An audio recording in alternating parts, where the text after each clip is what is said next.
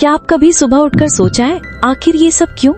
हम पैदा होते हैं, संघर्ष करते हैं, फिर मर जाते हैं, लेकिन क्यों?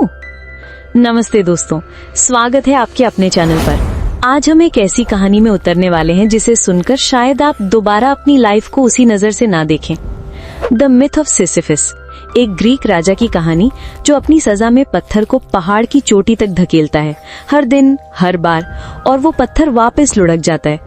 लेकिन 20वीं सदी के दार्शनिक अल्बर्ट कामू ने कहा, यही कहानी इंसान की कहानी है।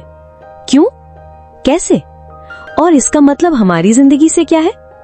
अगर आपको भी कभी लगा है कि आप एक ही काम बार बार कर रहे हैं या जिंदगी कभी खत्म न होने वाला संघर्ष है, तो ये वीडियो आपके लिए है। तो दोस्तों, चाय, कॉफी या बस खुद को पकड़ लो, क्योंकि ये की ऐसी यात्रा है जो आपको सवालों से भरेगी और शायद कुछ जवाब भी दे जाएगी। तैयार हैं आप? चलो कूदते हैं सिसिफस की दुनिया में। सबसे पहले, ये सिसिफस है कौन? सिसिफस ग्रीक मिथकों का एक पात्र है। वो एक चालाक राजा था जिसने देवताओं को कई बार धोखा दिया। उसकी चालाकी की वजह से देवताओं ने उसे एक अनोखी सजा दी। उसे अनंत काल तक एक भारी पत्थर को पहाड़ की चोटी तक ले जाना था, लेकिन जैसे ही वो चोटी के करीब पहुंचता, पत्थर नीचे लुढ़क जाता और फिर से वही काम। पत्थर उठाओ, धक्का दो, चोटी तक ले जाओ और देखो वो नीचे गिरता है। सोचिए, बार बार एक ही काम बिना किसी नतीजे के। क्या ये आपको कभी कभी अपने जीवन की तरह नहीं लगता? उदाहरण के लिए सोचो, आप सुबह उठते हो, ऑफिस जाते हो, काम करते हो, थक जाते हो और अगले दिन फिर वही रूटीन। या स्टूडेंट्स के लिए पढ़ाई, असाइनमेंट, एग्जाम और फिर अगला सेमेस्टर। क्या ये सब व्यर्थ तो नहीं? लेकिन रुकिए, ये कहानी सिर्फ सजा की नहीं है। अल्बर्ट कामू ने इस पुरानी कहानी को उठाया और इसे हमारे जीवन के सबसे बड़े सवाल से जोड़ा। मतलब, अगर जीवन का कोई निश्चित अर्थ नहीं है तो हम क्यों जीते हैं?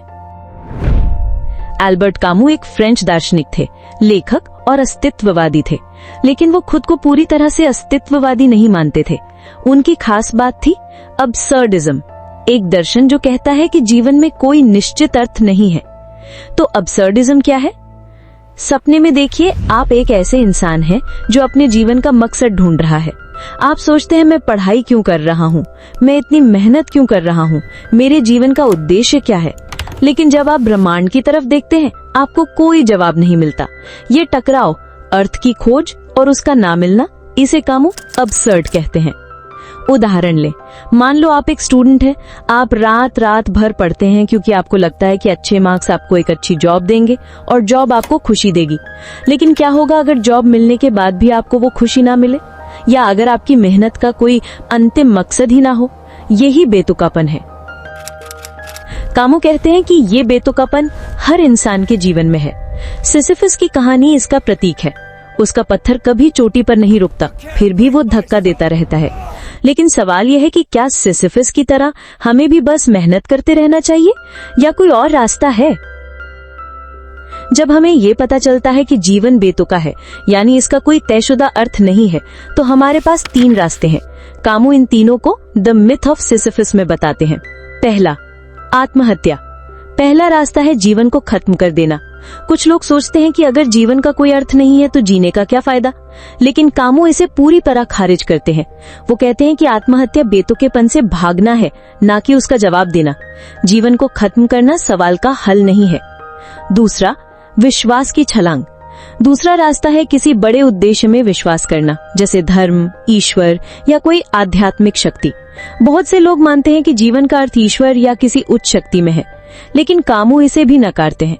वो कहते हैं कि ये बेतुकेपन से मुंह मोड़ना है। आप एक झूठा जवाब स्वीकार कर रहे हैं ताकि आपको असल सवाल का सामना न करना पड़े।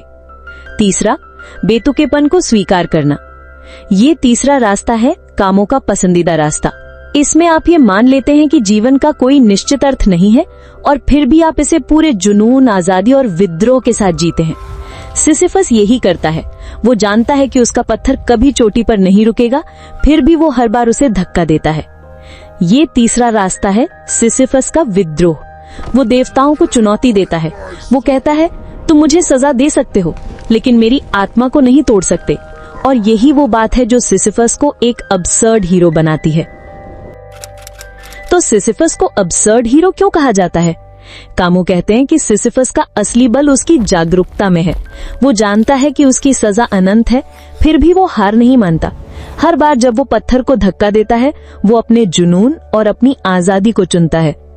कामू का ये मशहूर वाक्य सुनकर पहले तो लगता है खुशहाल, कैसे? सिसिफस तो सजा भुगत रहा है, लेकिन गहराई से देखें तो बात समझ आती है। सिसिफस खुशहाल है क्योंकि वो अपनी नियति को स्वीकार करता है। वो उस पत्थर को अपनी पसंद बनाता है। वो हर बार धक्का देता है, ना कि मजबूरी में, बल्कि अपने जुनून और विद्रोह के साथ। हमारे जीवन में भी ऐसा ही है। मान लो आप एक स्टूडेंट हैं और बार बार असफल हो रहे हैं, या आप एक जॉब में हैं जो आपको पसंद नहीं, लेकिन आपको करना पड़ता है। ये आपके जीवन का पत्थर है। सवाल यह है कि क्या आप इसे सिर्फ सजा की तरह देखेंगे या इसे अपने जुनून और मेहनत का हिस्सा बनाएंगे। उदाहरण के लिए कलाकार जो अपनी पेंटिंग बनाता है, वो जानता है कि शायद उसकी कला दुनिया नहीं बदलेगी, फिर भी वो रचता है क्योंकि वो प्रक्रिया उसे खुशी देती है। एक माँ जो अपने बच्चों के लिए दिन रात मेहनत करती है, वो जानती है कि ये मेहनत कभी खत्म नहीं होगी, फिर भी वो करती है क्योंकि ये उसका जुनून है। यही सिसिफस की भावना है। सिसिफस हमें सिखाता है कि जीवन की सुंदरता इसके परिणाम में नहीं, बल्कि इसके संघर्ष में है। हर बार जब आप अपने पत्थर को धक्का देते हैं, आप ये ब्रह्मांड को बता रहे हैं कि आप हार नहीं मानेंगे।